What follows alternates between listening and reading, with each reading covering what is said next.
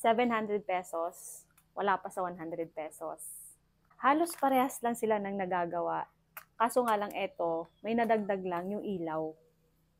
Nabili ko to sa Orange app.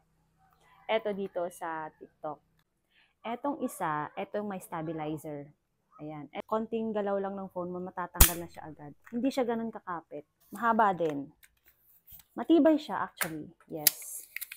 Pero sobrang disappointed naman ako dito sa ganito nila. Etong nag-hold ng cellphone mo kasi ang bilis nilang matanggal. Alam mo yung hindi siya ganun kakapit. Ay, nang tiwala ko dito sa tripod na to kasi pag nag-hold siya ng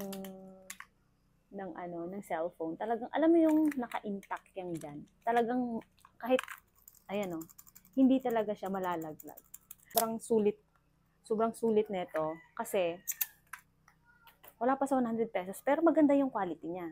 Ito naman for 700 plus pesos. Sobrang nangihinayang ako sa pera ko nung dumating siya kasi nga parang hindi siya worth it sa 700 pesos. Ewan ko, na-hype lang siguro ako dun sa dun sa nag-review neto or sa nag-affiliate neto kasi parang ang galing niya kasi magsalita pero parang wala naman siyang something special pala. Nung dumating sa akin, honest review ko to sa akin to.